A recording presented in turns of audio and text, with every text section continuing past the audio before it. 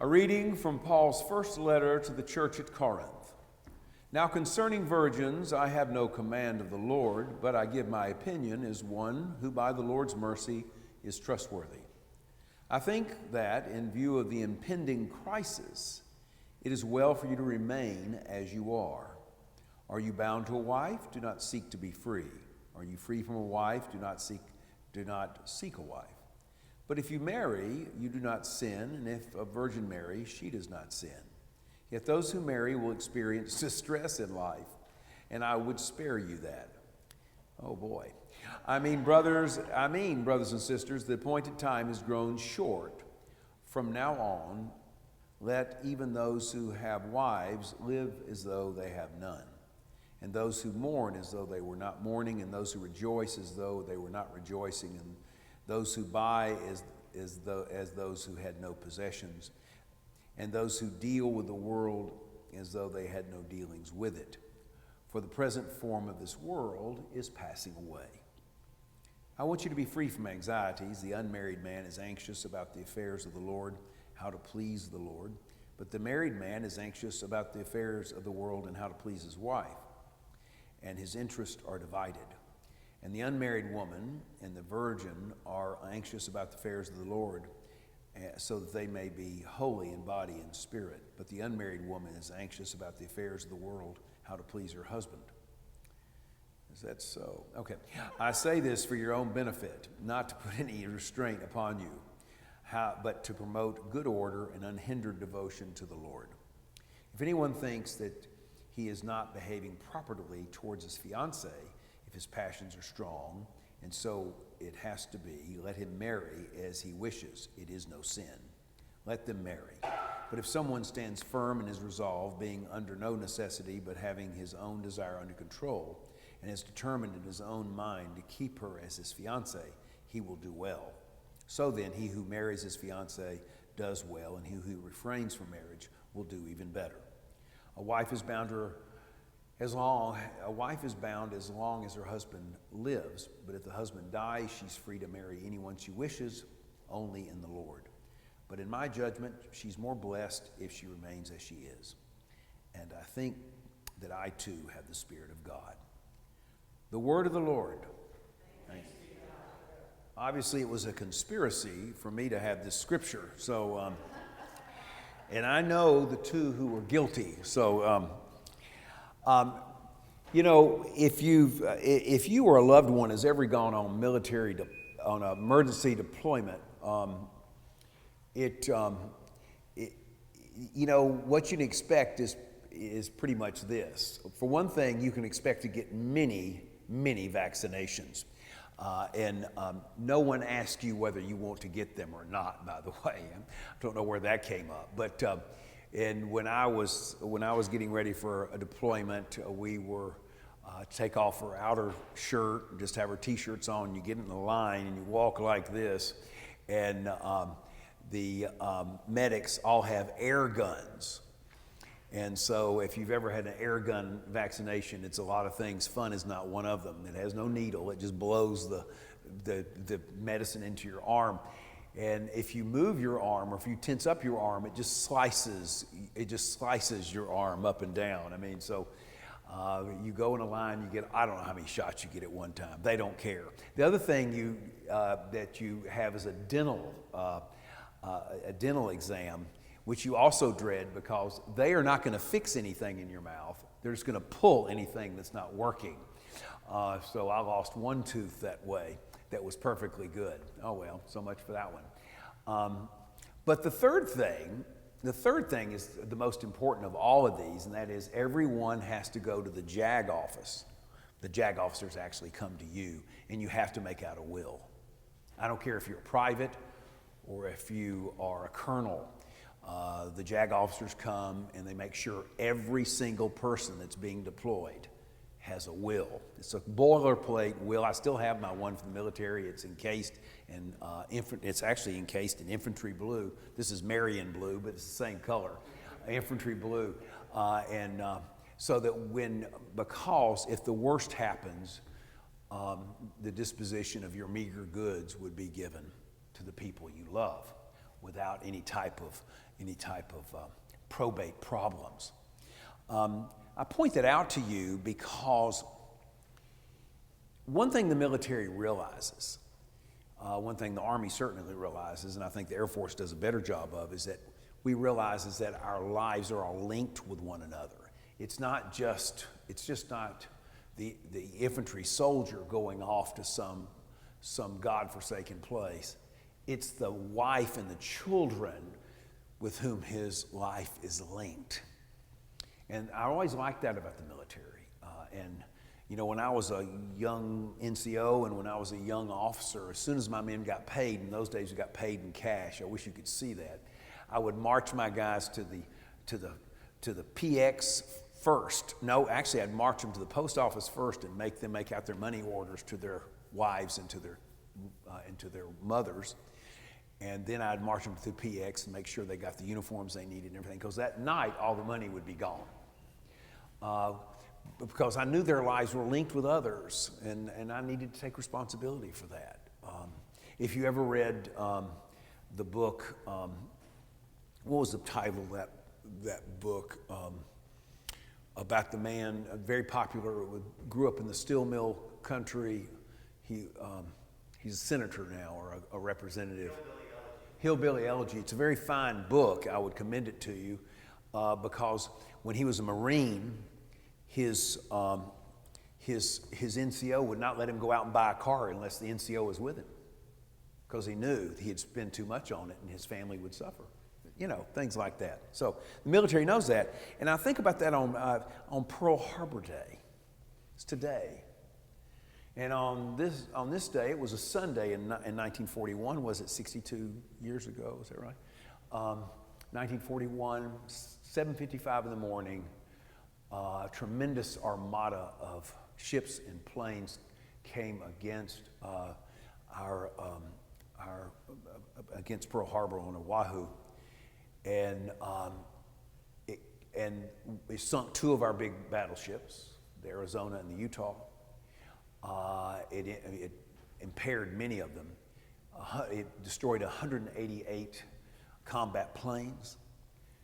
But most importantly, the bombardment killed 2,403 individuals. Most of them were Navy personnel commander. The next greatest number were Army. The third were Marines. 250 of those killed were women. The youngest person killed was 7 months old. And as I think about that, the reason why I was thinking about that a great deal is that if you look across the nation today, there's still some wives who are holding the banner up for Pearl Harbor Day. Their husbands have died. They're all, of course, in their mid to late 90s. But these wives who watched their husband deal with the agony of this their whole life are still in parades and so forth across the nation, holding up remembrance of how that day affected us all, how it affected us all. All of our lives are linked to one another. To miss that is to miss a lot. St. Paul wants us to know that. And, you know, sometimes we get kind of hung up on Paul's writing about virginity or not virginity and so forth, and we lose the fact that really, what he wants us to realize more than anything else in his letter to the Corinthians is, you can't act like a solo practitioner as a Christian. Your life is linked to others. And so what you do and how you do it has a great deal of influence on those whom you love, and those with whom you share community.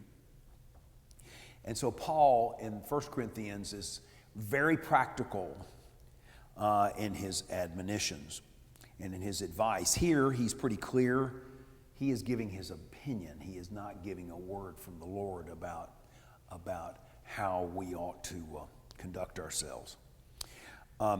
The first thing I want to tell you is that if you were to look back, you'll see that Paul Paul says, nevertheless, each person should live as a believer in whatever situation the Lord has assigned to them, just as God called them.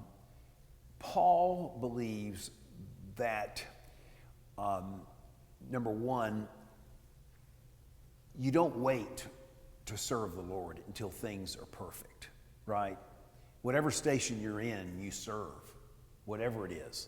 I mean, how many people have, I guarantee you that we got 4 preachers in here right now, and if each one of us had a nickel for every person that told us, when I get my life in order, preacher, I'm going to come back to church. Win, win, win. And of course, we know in here the church is a place, a community where people do get their life back in order. You don't wait. But you can put your life off forever, can't you? I know that Justin is counseling someone right now who keeps on saying, down the road, down the road. And he says, no, we're already down the road. We're already down the road. Don't put your life off. Whatever station you find yourself in, begin to serve the Lord in the way that you can. He speaks earlier about being a slave. He says, if you're a slave, serve the Lord. He says, if you get a chance to get free, by all means get free. But don't wait to get free to serve the Lord. Serve the Lord. So whatever station you find yourself in, you should begin to work now. One of the things I love about the Episcopal Church is that we're based on the Benedictine model. And Benedict, above almost anything, believed in the vow of stability, and that is, wherever you are is where you are to serve. And in fact, Benedict, in every Benedictine monastery from the 5th century on, insisted that you say or sing the 95th Psalm every day. The Venite is what we call it.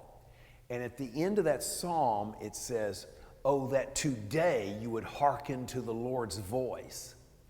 Benedict believed today is all you have, so serve the Lord fully today. The other thing here is that even though 1 Corinthians is not obsessed as the letters to the Thessalonians with the second coming, it is here. He says the time is short, the form of this world is passing away. You don't have, you may not have tomorrow, so why would you put things off? I think the parable that comes to mind from Jesus that really hits me is the parable about the man who increases his barns. He says, I have really entered into my prosperity. I'm going to tear down my old barns and put up bigger new ones. And I'm going to fill them up. And so he fills them up and he says, things are good with my soul. Now I can kick back and do what I want to and cry. And God says to him in the parable, you fool, this very night your life will be required of you. So there's 2 things operative here. One is the form of this world is passing away. We don't know when the Lord will return, but in Advent we need to be ready. But also there's a sense that our own form is passing away. I had 2 doctor's appointments yesterday, and the doctor said, both of them said, you're not as young as you were, Pat. I said, okay, just give me the treatment. So there you go. And so when we start talking about being married or unmarried, Paul, he's not a fuddy-duddy about marriage and sex. I mean, if you'll remember, the first verse that John Batters went over, 7:1 says, now for the matters you wrote about, it is good for a man not to have sexual relations with a woman. Remember, he starts off that way. And Paul says, that's a bunch of hooey. If you're married to a woman, you should touch her. You should have intimate relations with her. He says that's a foolish thing, because the Corinthians, and you'll see this all through the letter, are always talking about how do you be a super Christian? How do we get on the A team? And Paul says over and over again, there is no A team. There's no A team. There's only one team, and we're it. So if you're married, be married. If you're not married and you don't have the drive to be married, well, stay unmarried, because there's lots of work to do. That's the sense of it. He's not against marriage. He's not against sex. He's just trying to get people to act and not put it off. And so I'll end today as I began. There's a very virulent strain of misinformation that runs through the American church. And that is, we're perfectly okay by ourselves. Me and Jesus. Paul says that is not possible. It's just not possible. Our lives are yoked to one another. And it's high time we act that way. Not only is our joy connected to that, but what the Lord would require of us is connected to that. So